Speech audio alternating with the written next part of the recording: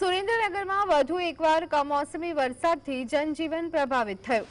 ભારે પવન અને વરસાદની અસરથી રોડ રસ્તા ઉપર પાણી ભરાયા, જેના લીધે લોકોનું જનજીવન અસ્તવ્યસ્ત થયું હતું।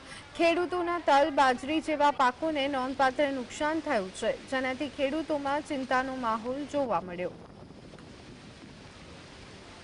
વરસાદનો માહોલ છે, શહેરીજનો પણ આ જે માવઠું કમોસમી માવઠું છે તેની મજા માણી રહ્યા છે। એક બાજુ ખેડૂતોના ખેતરોમાં તલ, બાજરી જેવા પાકો, ઊભા પાકો પડ્યા છે અને આ વરસાદથી નુકસાન છે। બીજી તરફ શહેરીજનોએ હાલમાં રાહતનો શ્વાસ અનુભવ્યો છે। કેટલાક શહેરીજનો છે તેમને પૂછ્યું આજે આ વરસાદનો માહોલ છે, શું કહેશો, કેવી પરિસ્થિતિ છે? સુરેન્દ્રનગરમાં છેલ્લા 60-70 દિવસ બાદ પહેલીવાર આ માવઠા જેવો માહોલ બન્યો છે અને તાપમાનનો ઠંડીનો અહેસાસ કર્યો છે। શેકાતા જે શરીર શેકાતા હતા તે બંધ થયા છે। ખાસ કરીને જે માવઠું વરસી રહ્યું છે, શહેરમાં કેવો માહોલ છે? ગાજવીજ સાથે વરસાદ છે, કઈ ઝાડવા પડવાની ઘટનાઓ પણ બની છે, શું કહેશો? ખાસ કરીને લાઇટ વાળા વિસ્તારો છે, થાંભલા નીચે ના રહેવું, વાવાઝોડું હોય તો વૃક્ષ નીચે ન રહેવું, એવું તકેદારી રાખવી જોઈએ। ખાસ કરીને વરસાદનો કેવો માહોલ છે, હાલ કેવી પરિસ્થિતિ છે?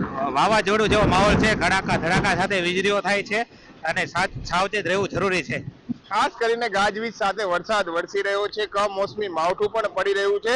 લોકો પણ, શહેરીજનો પણ આ માવઠાથી બચવા માટે અવનવા પ્રયાસો હાથ ધરી રહ્યા છે। ત્યારે ખાસ કરીને કમોસમી માવઠાના કારણે ખેડૂતોના જીવ તાળવે ચોંટી ગયા છે। ભારે પવન સાથે વરસાદ વરસી રહ્યો છે, લોકો ગરમીમાંથી છે તે રાહત અનુભવી રહ્યા છે। બીજી તરફ ખેડૂતોના જીવ તાળવે ચોંટ્યા છે। Fazal Chauhan, GSTV news, Surendranagar.